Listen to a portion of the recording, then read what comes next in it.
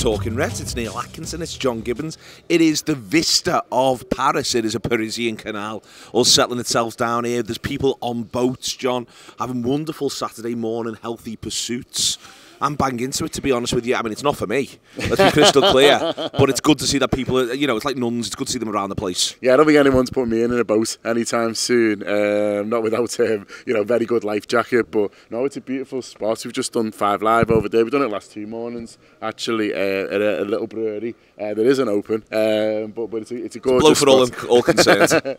But yeah, people running, people rowing, people enjoying the morning and enjoying the sunshine as well. The sun's come out, which you always feel like it should do on European Cup final day. It definitely should always be sunny on European Cup final day. But one of the things that is going to be different from Madrid, John, is it's not going to be unbearably hot. That is one of the things that happened last time. It's one of the reasons the game goes the way it goes against Tottenham Hotspur, I would say. Today, it's not going to quite work that way. The heat shouldn't be that much of a factor. If anything, the climate may well suit Liverpool. I think in terms of the atmosphere as well, it plays a factor. I remember getting to Madrid and people were tired, you know what I mean? It had been a long day. Sweat pouring off you. People had been enjoying, you know, Madrid, enjoying the sunshine, and people were sort of a little bit done in, really, just asking, you know, has anyone got a drink? Basically was the main question. So a slightly cooler day should help with the atmosphere as well, and you feel like that should help the team, because we all are obviously at our best when we're all as one, and hopefully that's the case tonight. It should be the case tonight. We've just done 5 Live there, and there's lots of chat about the fact that Real Madrid do not lose many European finals when they get here. That's one of the things their players keep saying whenever they're doing interviews, is that when we get here, we do not lose. They love to make that sort of point. What I'd say is they've lost to the European Cup finals. We've lost to the European Cup finals. This one's our 10th. Admittedly, it is their 16th. But we don't lose that many European Cup finals either, and I really fancy us. Like, I'm almost concerned how much I fancy us. Not off the basis of the fact that I think we're well better than them. I just think that for all they want to talk about how they're winners and they've got this and they've got that, I feel like we've got exactly the same thing, and then we've got better players. Yeah, look, they can say we don't lose, but I mean, they need to kick it in the goal more than us tonight, and whether they're capable of doing that, we'll have to wait and see. We're supremely confident in this team. I hope everyone's fit. I think it is, you know, important that Fabinho and Thiago are not just on the pitch, but feeling comfortable in the body and feeling like they're able to make, you know, the real positive impact that we know they can. So there's a couple of injuries you're sort of sweating on. We'd all feel better if the team is as strong as possible, because we know if the team's strong as possible, then it does look stronger than this. When you say that, he ends up with the selection headache if they are actually fully fit, I'd say, in the middle of the park, in that his FA Cup semi-final team had no Henderson in it. I feel like Henderson's done a really good job at the base of the midfield whenever he's played recently instead of Fabinho. What do you think he's going to do? He's got a plan for 120 minutes. He's also got a plan for the fact that he's got 5 subs.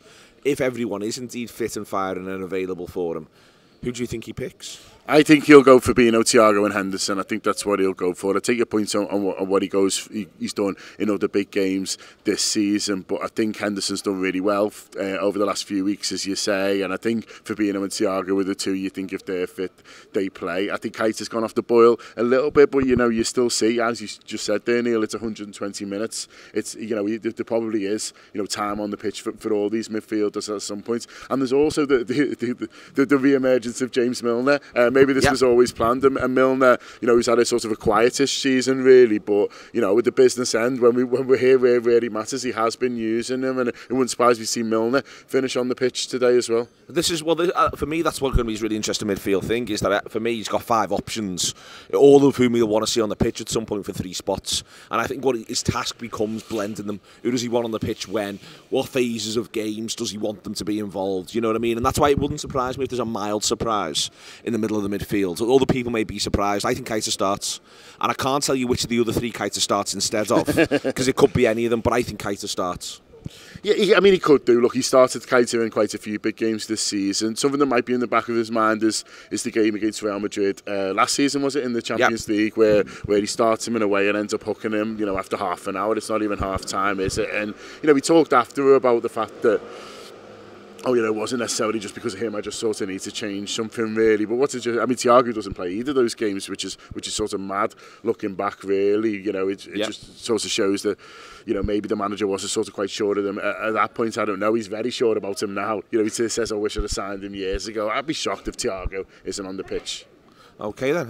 What do you think he's going to do at centre half? I think he'll go Kanate. I would probably pick Matip personally. but I think he's fairly nailed his colours to the mast in terms of Kanate recently. You know, a lot of the games that have really mattered, he's been picking. And he obviously picked the two of them while Virgil was out. You know, Virgil will play in this game. We all know he will.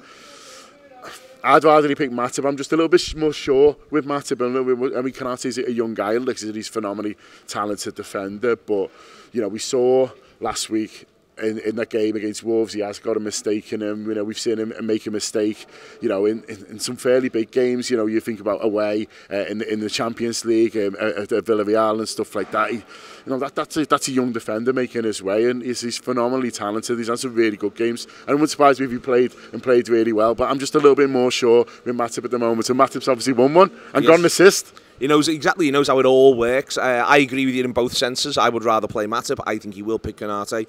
I think he'll be concerned about the idea of the recovery pace on that right-hand side if he's going to push Trent right up. It's a funny one, really, because I think they'll feel like they can get Trent 10 yards further forwards. But there's a part of me which is a bit like, but I'd rather have Matip play the ball through the lines as well. But he'll go where he goes on that one. Do you think the front three will be Salah, Diaz and Mane, or do you think he might have a little surprise for us there? No, I think he'll go those three. I think as well, you're looking at the evidence of past big games and what he's done sort of recently, and he seems to have, you know, be going for those three when it sort of matters, really. I think Firmino, you'd like him in slightly better form, you know, coming into this, or just slightly more sort of good games under his belt, really. He's obviously had that injury, and then he came back and looked fairly sharp in one game, and then you know, it didn't really happen for him, you know, coming on against Wolves. And so I think it's a big shout, even though he obviously loves Bobby and his teammates love him as well. It's a big shout to start him in here. And Jota, you know, has been a fantastic player for Liverpool this season, but I think you're more likely to see him on the bench in this game. Okay then. Ultimately, I think that we know what their side will be. They might bring a surprise, but I suspect it will be Carvalho at right back. I think whoever plays left wing for Liverpool, if it's Diaz, if it's Mane, if it's Jota, if it's something really unlikely, I think that's where the game's won and lost. Everyone keeps focusing on our right back versus Vinicius. For me, I think we win it against their right back. That's where we do our work, and that's where we'll get some real joy. Yeah, it's just on the Real Madrid team. I did a really good video with Guillem Balaguer, and do check that out. It is on the app available to watch now, and sat down with Guillem and I said, oh, you know, I basically said Ancelotti's got a few decisions to make, and he's like, no, he hasn't. He's made them. Basically, they all know what the team's going to be. Valverde's going to play in front of him, etc. Yeah. And I said, you know, I was talking about the players who made an impact on the bench in the semi-finals, and he was like, no, they're just going to be on the bench again, and they'll be wanting to do sorts of similar things. And so, you know, it's pretty much the team that he played in the last game of the season is what is expected to play in this one. But I think that helps Jürgen a little bit, helps him to plan. You know, I mean, it's good to have a settled team, of course, but I think from our point of view, from Jürgen's point of view, he's able to go, well, I pretty much know the way they're going to play, pretty much know how they're going to set up, and he obviously knows Ancelotti really well as well. So it allows us to think about where we can hurt them. It allows them to think about, obviously, about how they can hurt us. And he was really good in the press conference on that as well. Rory asked a really good question about, well, can you plan against the madness? And he was like, well, yeah, you sort of can, really, because you stop them getting into the positions where they can hurt you, and you make sure, you know, they're not in the areas of a football match where the madness can kind of brew and can kind of, you know, be allowed to sort of fester, if you like. And so it was, you know, he'll know what to expect from Madrid. He'll know where we can hurt them, and he'll know that if we take our foot off the gas, or if we don't take our chances, or we allow them into a game where it's just a 5 minutes of madness at the end and they can hurt us. You enjoy Paris? I am. I've had a lovely time, yeah. We've been busy, but it's been good, and we've obviously been coming to locations to film and record and things like that. So I feel like I've seen a reasonable amount of it. A fair amount. So you looking forward to the fan park? I am, yeah. I'm a little bit nervous. We're doing it a little bit differently this time, aren't we? So I've been able to hide behind my decks for the last couple, whereas Mo's DJing this time. We've got a real one. And I mean, you were sort of on the mic, so it is a little bit different for me. I'm just going to hold your hand, and you're going to tell me everything's going to be okay. Everything is going to be okay. Everything is going to be okay. Liverpool are going to win a Champions League. They're going to win the 7th one. No shadow of a doubt from me. No shadow of a doubt from John. I mean, there's a shadow of a doubt, but it's not much of one. I think they'll win. He thinks they'll win. I think they'll win. That's it. That's Talking Reds. It is the big one. It is the biggest game of your Loads life. of great stuff on the app, by the way, Yeah, so make sure. I was going to plug. Sorry, mate. I wasn't sure you were going to. No, I was going to get there to one of your We've got to sharpen this up for when we're on the Fan Park stage.